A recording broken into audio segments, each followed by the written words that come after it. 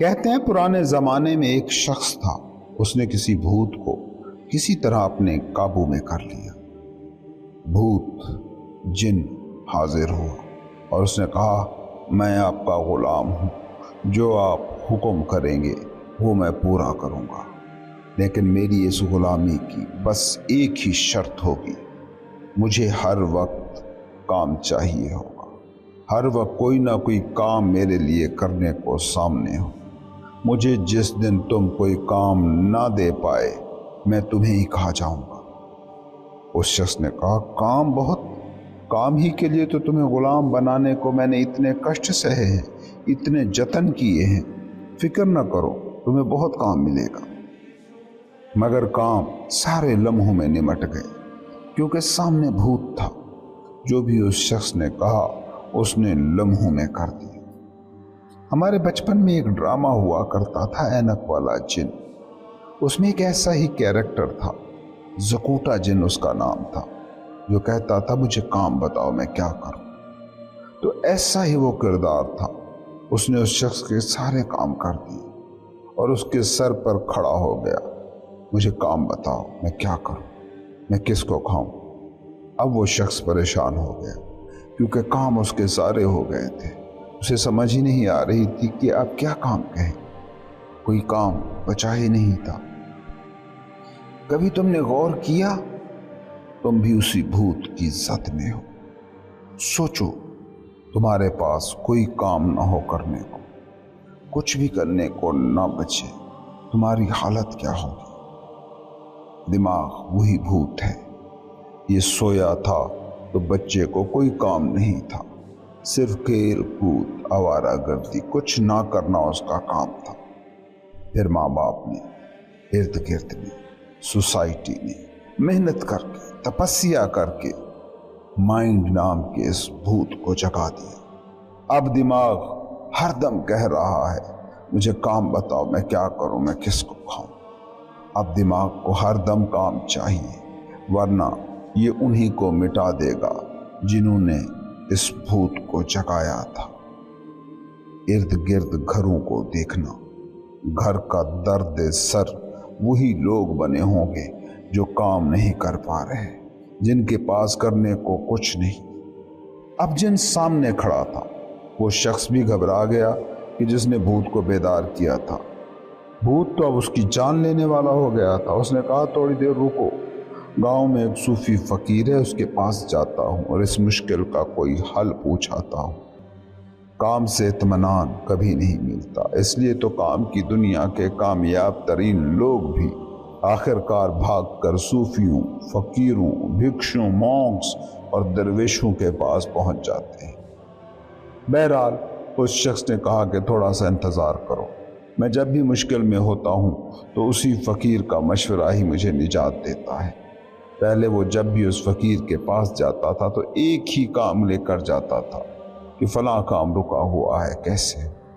آج وہ انوکھا ہی مسئلہ لے کر پہنچا کہ بے کام کیسے ہو جاؤں، ایکشن لیس کیسے ہو جاؤں۔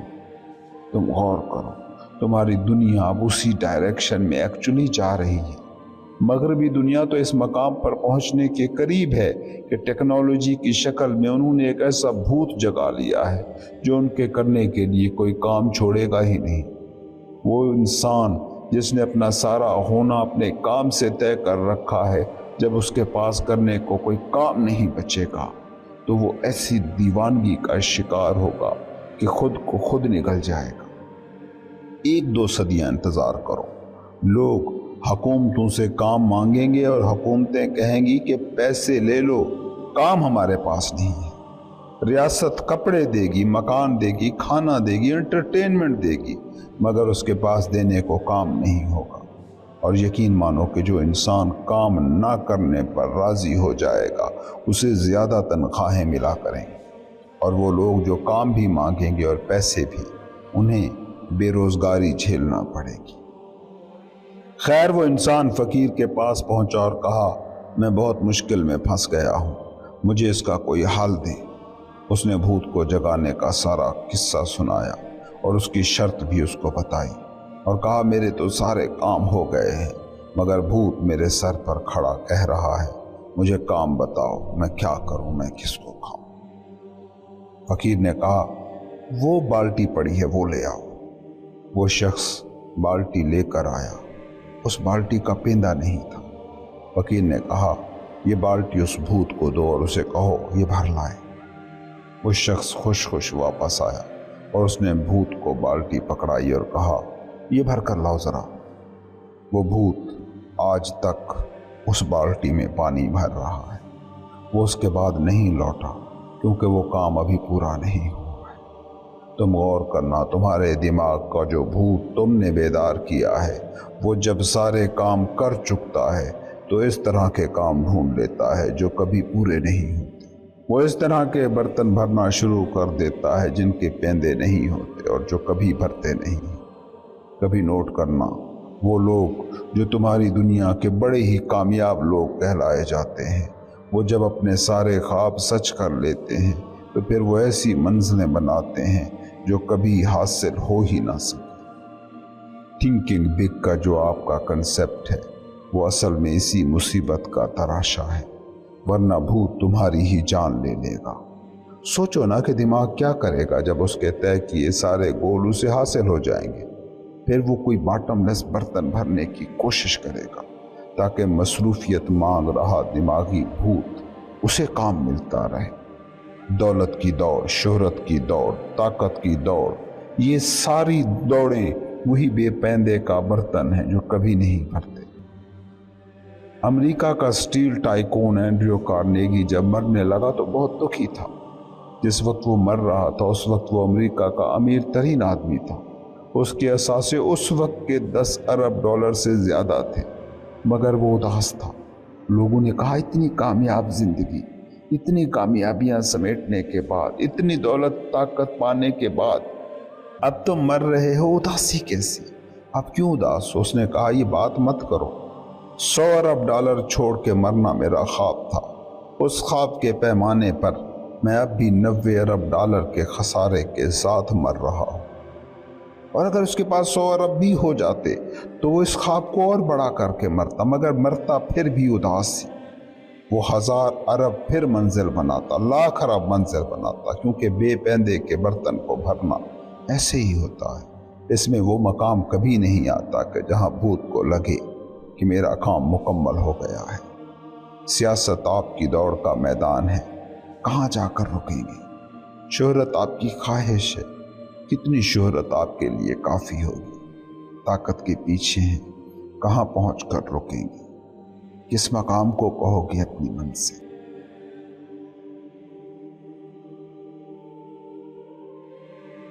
یہ جو تم ایکشن کے ذریعے، سوچوں کے ذریعے حتمی سچ تک پہنچنے کو مقصد بناتے ہو، کبھی غور کیا تم نے کہ کبھی کوئی بھی انسان کسی حتمی سچ تک پہنچنے کا دعویٰ کر سکا ہے کہ جہاں وہ یہ کہہ سکے کہ میں نے یہ کیا اور منزل پا لی، میں نے یہ سوچا اور حتمی صداقت کو چھو لیا؟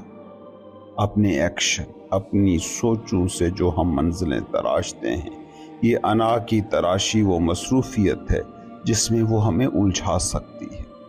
آپ ایکشن لیس ہو جاؤ اور تھاٹ لیس ہو جاؤ تو اسی ایک پل میں حتمی صداقت تک پہنچ جاتے ہو۔ لیکن تم نے غور کیا کہ انا کبھی تم کو ایکشن لیس اور تھاٹ لیس نہیں ہونے دیتی۔ حتیٰ کہ تم سو بھی جاؤ تو تھاٹ پروسیس جاری رہتا ہے، تمہارے ایکشن جاری رہتے ہیں۔ یہ جو تمہارے خواب ہیں نیند کی دنیا کے کام ہی ہیں۔ کہتے ہیں کہ صوفی کی نیند خوابوں سے آزاد ہوتی ہے، اور حقیقی نیند وہی ہوتی ہے کہ جس میں خواب نہ ہو۔ ڈریم لیس سلیپ، بے خواب نیند کا کبھی اگر تجربہ ہوا ہو تو تم جانتے ہوگے کہ یہ نیند کتنی گہری اور کتنی ریفریشنگ ہوتی ہے۔ حتمی سچ، روح، خدا اگر تمہاری منزل ہے تو ایک بات پلے سے باندھ لو کہ نہ کوئی ایکشن سے کبھی اس منزل تک پہنچا ہے، نہ افکار کی بدولت وہاں تک پہنچا ہے۔ انسان جس شدت کے ساتھ اپنے ایکشنز کے ساتھ آئیڈینٹیفائیڈ ہے، سوچوں کے ساتھ اس کی آئیڈینٹیفیکیشن اس سے بھی زیادہ ہے۔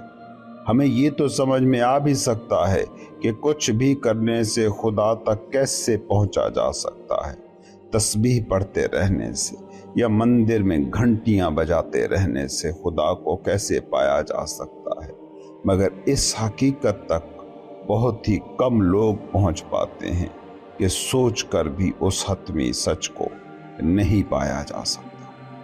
غور کرو نا، تھاٹس کیا ہیں؟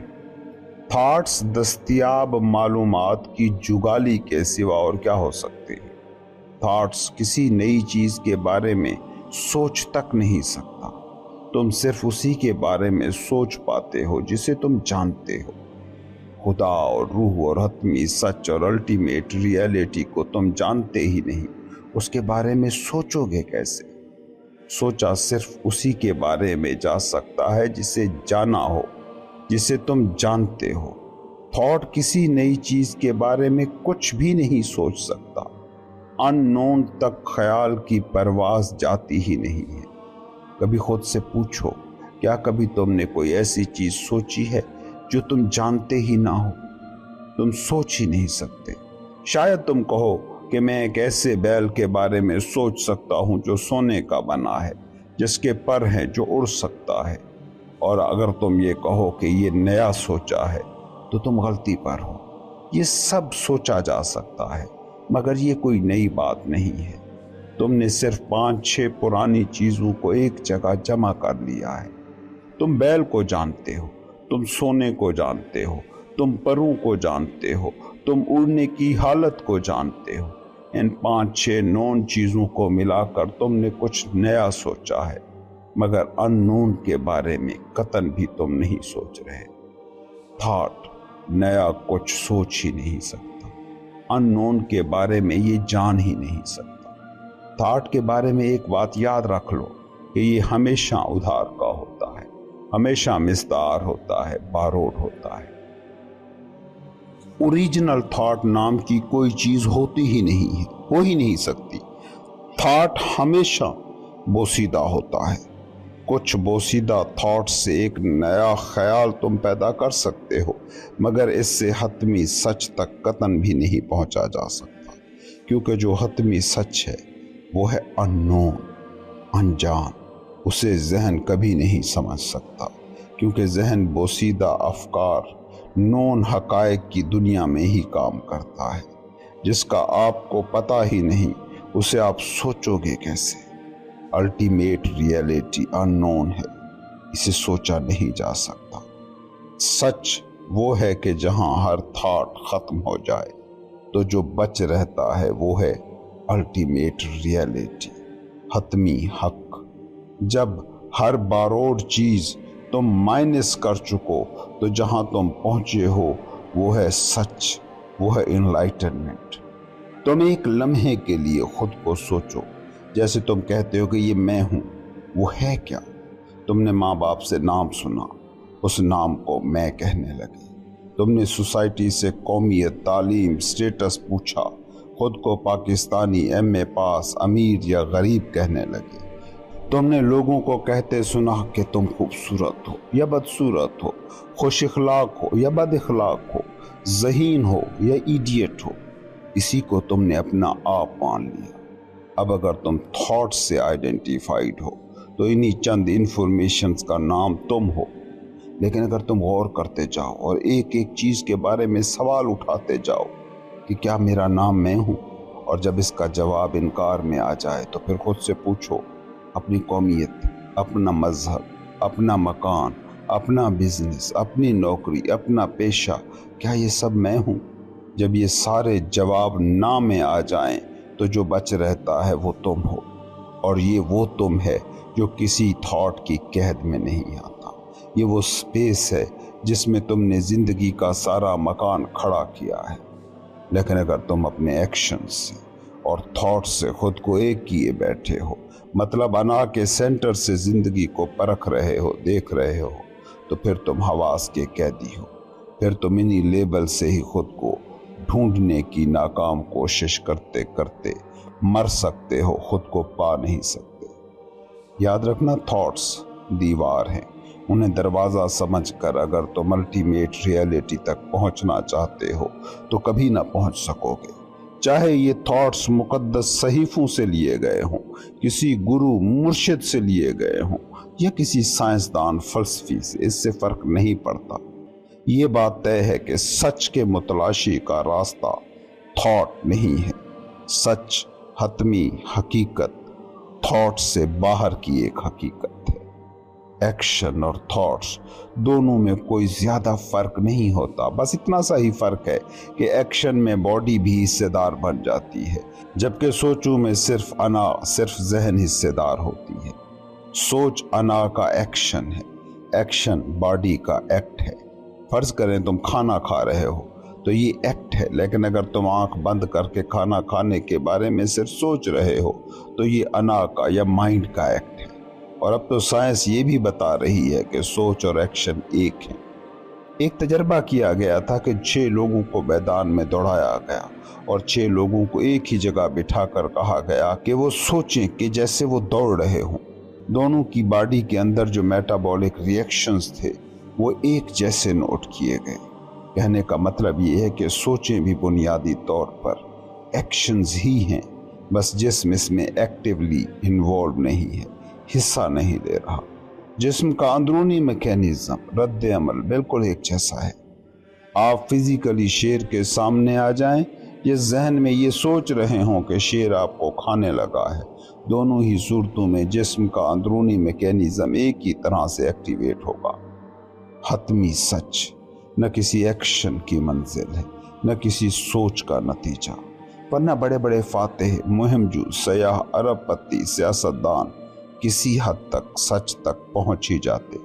یہ فلسفی، شارح اور مفسر دعویٰ کرتے کہ وہ حتمی سچ کو پا گئے ہیں۔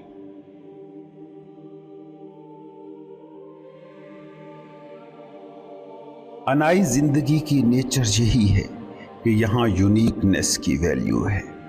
جانتے ہو کوہ نور ہیرو کی ویلیو کیا ہے؟ اس کی قدر و قیمت کیا ہے؟ اگر یہ کوہ نور ہیرا ہر ایک کے پاس ہوتا تو کیا اس کی کوئی ویلیو ہوتی؟ اب کوہ نور چونکہ ایک ہے اور یہ سب کے پاس نہیں ہو سکتا، وہی اس کی ویلیو ہے، یہی یونیکنیس اس کی ویلیو ہے۔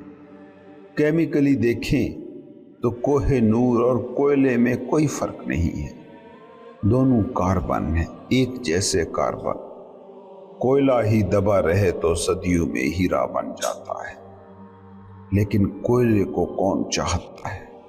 کوئلہ کسی کے پاس ہو تو کیا کہیں گے کہ بڑی قیمتی چیز میرے ہاتھ میں ہے۔ کوئلہ عام ہے، ہیرا یونیک ہے، اور یہی اس کی ویلیو ہے، یہی اس کی قدر ہے۔ انسان بھی جب تک یہی سمجھ رہا ہے کہ وہ دوسروں جیسا ہے، وہ کوئلہ ہے۔ اب اس میں کوئی انفرادیت نہیں، کوئی یونیکنیس نہیں۔ اب دوسروں کے ساتھ مقابلہ ہوگا، اب دوسروں کے ساتھ مقابلہ ہوگا، لیکن اگر کوئلہ کوہ نور بن جائے تو مقابلہ ختم، دوسرا ختم، دوسرا ہے مقابلہ۔ اکیلا ہونا مقام عظمت ہے، تم مگر اکیلے ہونے سے ڈرتے ہو۔ کبھی غور کیا تم نے اپنے مسئلوں پر؟ یہ سارے مسئلے ہمیشہ دوسرے سے جڑے ہوتے ہیں۔ کوئی بدصورت ہے اور اس بات پر دکھی ہے، سوچئے وہ کہہ کیا رہا ہے؟ وہ خود کو بدصورت اس لیے سمجھ رہا ہے کہ دوسرا ہے جو اس کے خیال میں خوبصورت ہے۔ کوئی ناکام ہے اور اس پر دکھی ہے کیونکہ دوسرا ہے جو اس کے مقابلے میں اسے کامیاب دکھائی دے رہا ہے۔ کوئی غریبی کا دکھ سہ رہا ہے کیونکہ امیر کی شکل میں دوسرا اس کے سامنے موجود ہے۔ انسانی زندگی کا بس یہی ایک المیہ ہے، اور یہ چیز انسان میں تراشتی ہے خوف۔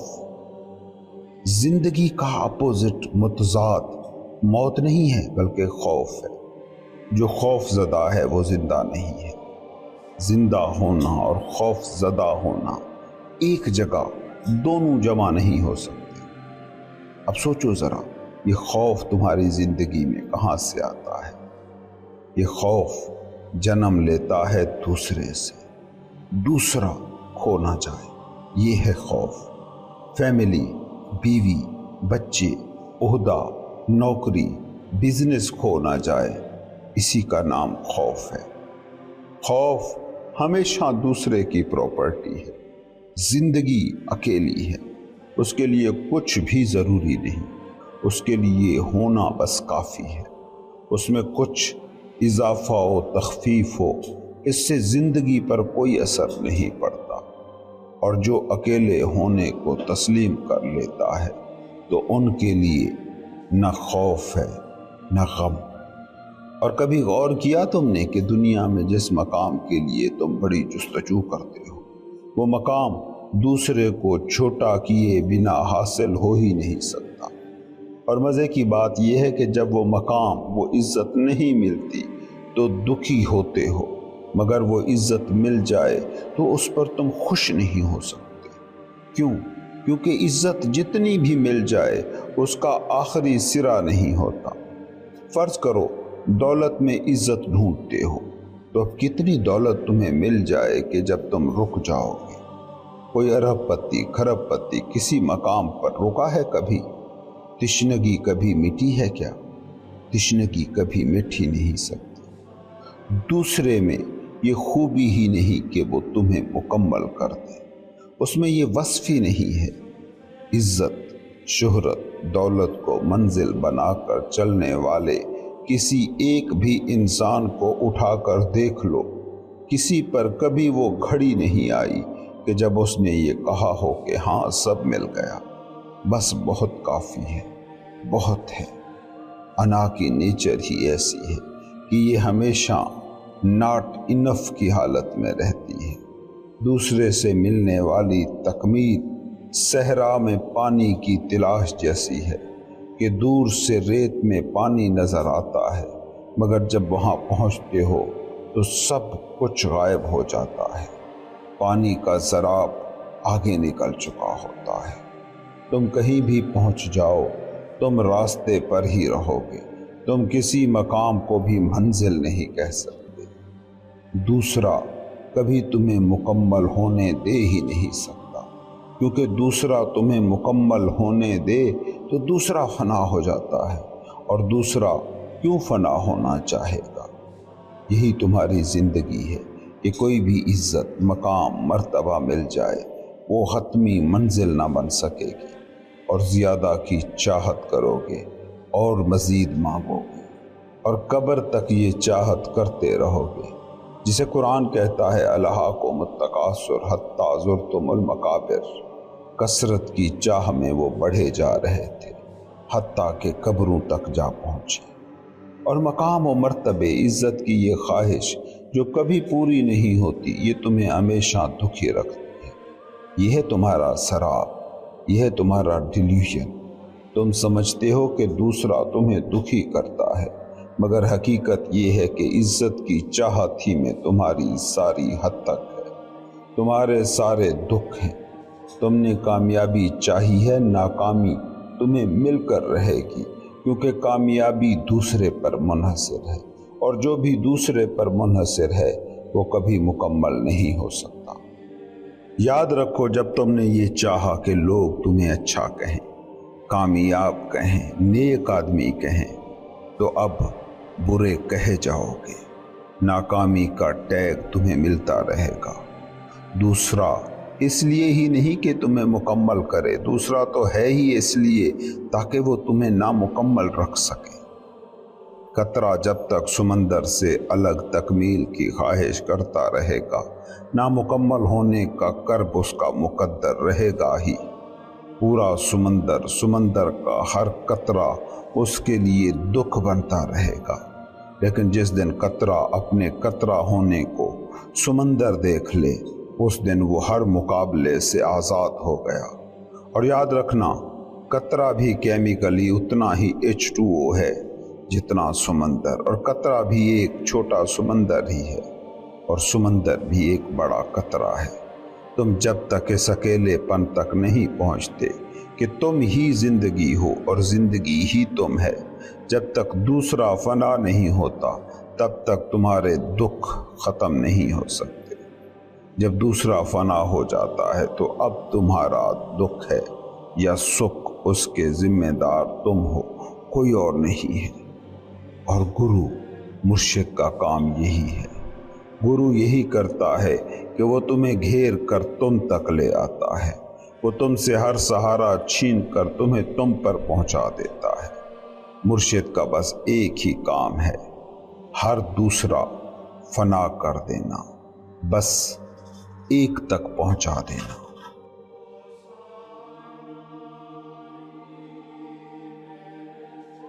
تم ذرا غور سے تو دیکھو کہ کیا کر رہے ہو۔ تم دنیا دار تھے، کسی کے خلاف کچھ کر دیتے تو اس کے نتیجے بھگتنے پڑتے تھے، کسی کو کچھ کہہ دیا تو جواب سننا پڑتا تھا۔ اب اس سے آزاد ہونا چاہتے ہو تو دیندار بن جاتے ہو، مسجد، مندر، گرجے کا رخ کرتے ہو، اور وہاں وہ دوسرا تراشتے ہو کہ جو تمہارے ہر کیے کو چپ سادھے برداشت کرتا رہے۔ خود ہی پھر اسے کہتے ہو کہ یہ بڑا بخشنے والا ہے، پھر خود ہی جاتے ہو، جرم کرتے ہو، گناہ کرتے ہو، پھر واپس آ کر وہی توبہ معافی کا ڈرامہ رچاتے ہو، اور جیسا جیسا چاہتے ہو ویسا ویسا اس خیالی بت سے کرا لیتے ہو۔ کبھی تم نے غور کیا کہ جو تم نے خیالی خدا بنائے ہیں وہ ہمیشہ اس سے الٹ ہوتے ہیں جیسے تم خود ہو؟ تم دکھی ہو، خدا سکھی بناتے ہو، تم اندھیرے میں ہو، خدا کو نور کا بناتے ہو، تم گناہگار ہو، خدا کو معصوم بناتے ہو، تم بیمار ہو، خدا کو کامل صحت بناتے ہو۔ تم جو ہو اور تم جو چاہتے ہو، یہ فاصلہ ہے، اس کو جب تم طے نہیں کر پاتے تو پھر بھگوان کا وہ بت بناتے ہو جو بالکل ویسا ہوتا ہے جیسا ہونا تمہاری اپنی خواہش ہے۔ کبھی سوچا ہے کہ یہ خدا تمہاری خواہش کی تراشی تصویر ہے؟ اس لیے تو فقیر کہتا ہے کہ جب تم دنیا میں تھے تب بھی دوسرے کو پکڑے ہوئے تھے، جب دین میں ہو تب بھی دوسرے کو پکڑے ہوئے ہو۔ تم اکیلے کب ہوگے؟ دوسرے سے آزاد کب ہوگے؟ اپنے دیے آپ کب بنو گے؟ تمہارا حقیقی مقام وہ ہے کہ جہاں تم یہ کہہ سکو کہ دوسرا نہیں ہے۔ جب تک تمہارا ہر دوسرا لا نہیں ہوتا، الا اللہ کی منزل تمہیں کبھی نہیں مل سکتی۔ تم ہی ہو، جو بھی کرنا ہے تم نے ہی کرنا ہے۔ جہنم تخلیق کرنی ہے تم نے ہی کرنی ہے، جنت کریٹ کرنی ہے تم نے ہی کرنی ہے۔ دکھ کی منزل یا سکھ کا رستہ ذمہ دار کوئی دوسرا نہیں ہے، کیونکہ دوسرا ہے ہی نہیں۔ یہ جتنے بھی مذاہب ہیں ان سب میں تصوف کا کوئی نہ کوئی سلسلہ ہمیشہ رہتا ہے، مگر ان صوفیوں کو قبولیت کبھی نہیں مل پاتی۔ کیوں؟ کیونکہ یہ تم پر تم ہی کو پھینک دیتے ہیں۔ یہ کہتے ہیں جو بھی ہو تم ہو، جو بھی ہو رہا ہے تم اس کے ذمہ دار ہو، اور تم یہ ذمہ داری لینے پر تیار نہیں ہوتے۔ اس لیے تم ان کم علم عام پنڈتوں کے مذہب کو قبول کر لیتے ہو جنہیں خدا کا تو کیا خود کا پتہ تک نہیں ہوتا، مگر ان بیدار ہوش مند صوفیوں کو تم ہمیشہ پھانسی چڑھاتے رہے ہو، ریجیکٹ کرتے آئے ہو۔ ان کو قبول نہ کرنے کی وجہ یہ نہیں کہ ان کے پاس اپنے نظریے کو ثابت کرنے کی دلیلیں نہیں تھی، ان کو تم نے ریجیکٹ کیا کیونکہ تم ریجیکٹ کرنا چاہتے تھے۔ وجہ تم تھے، کیونکہ یہ تم کو کہتے تھے کہ جو بھی تم ہو تمہاری وجہ سے ہو، دکھی ہو یا سکھی ہو اپنی وجہ سے ہو، مگر تم لوگ تو فراری ہو۔ تمہارے تو بچے تک بہانے باز ہیں کہ کلاس میں فیل ہو جائیں تو کہتے پھرتے ہیں پیپر مشکل تھا، استاد نے جان بوجھ کر نمبر کم دیے ہیں۔ کبھی غور کیا ہے تم نے خود پر؟ تمہارے پاس اپنی ہر ناکامی کی ہزاروں دلیلیں ہوتی ہیں، لیکن پنڈت کا مذہب تمہیں قبول ہے کہ وہ تمہارے گناہگار جیون کو ایک ایسے خیالی بھگوان کے سامنے کھڑا کر دیتا ہے کہ جو بخشنے میں اپنی مثال آپ ہے، جو تمہاری ناکامیوں کو خدا کی مرضی بتاتا ہے۔ یہ مولوی، یہ پنڈت تمہیں دوسرا تخلیق کر کے دیتا ہے जिस पर तुम हर इल्ज़ाम, हर जिम्मेदारी डाल सको। सूफी मगर हतमी सच को बरहना तुम्हारे सामने रख देता है, और हतमी सच को खुद हुए बिना, तन्हा हुए बिना तो समझा ही नहीं जा सकता। हतमी सच बड़ी ख़तरनाक चीज़ है, और ये रिस्क वही उठा सकता है जिसमें ये हौसला हो कि अना के फैलाए शराब को तोड़ सके। हतमी सच तो जागा बंदा ही देख सकता है, और तुमने सोकर ही अब तक जिंदगी गुजारी है। ख्वाब देख रहे हो, बस खुद को यकीन करा दिया है कि ये ख्वाब नहीं हकीकत है। सोचो तो तुम्हारा सच, तुम्हारी हकीकत, जिसको अपना कहते हो वो सब फना हो जाएगा। अगर घंटा भर के लिए याददाश्ती रेस्ट करने लग जाए, दिमाग से लफ्ज़ महव हो जाए, तो क्या जानोगे कि क्या खुदा है, क्या भगवान है। ये क्या सच था कि चंद लफ्ज़ों के दिमाग से महव हो जाने से फना हो गया। तुम्हें सूफी को कबूल करने में तो मसला होगा ही, क्योंकि तुम जाग कर सच देखने के काबिल नहीं रहे हो। तुम ख्वाब के तराशीदा सच को सच मान के जीने वाले हो। फ्राइड ने अपनी ज़िंदगी के आखिरी दिनों में एक बड़ी दिलचस्प बात की थी। उसने कहा था, इंसान हतमी सच के साथ, रियलिटी के साथ नहीं जी सकता। झूठ ज़रूरी है, बरहना सच को इंसान बर्दाश्त करने के काबिल ही नहीं है।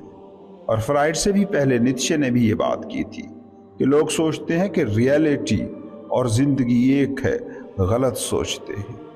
हतमी सच रियलिटी एंटी लाइफ है, झूठ जिंदगी का सहारा है। तुम अपनी जिंदगियां फलोर कर तो देखो, पल पल तुम्हें सहारा चाहिए। हतमी सच, अल्टीमेट रियलिटी वो है कि जो सब सहारे छीन लेता है।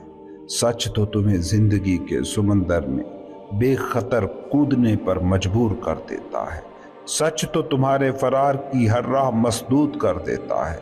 तुम सारी जिंदगी बहाने बनाते हो, और सच हर बहाने से आज़ाद हकीकत का नाम है। और खुदा इस वक्त तुम्हारा सबसे बड़ा बहाना है। तुम इस बात को समझो, कभी किसी सूफी ने ये नहीं कहा कि खुदा नहीं है। वो बस ये कह रहे हैं कि जो भी खुदा तुम घड़ोगे वो खुदा नहीं है, जो भी नाम तुम खुदा को दोगे वो खुदा नहीं है। चीनी सूफी लाओ त्सू की मशहूर ज़माना तसनीफ दाऊदी चिंग का पहला फिक्रा है, जिसे भी तुम नाम दे सको वो खुदा नहीं हो सकता।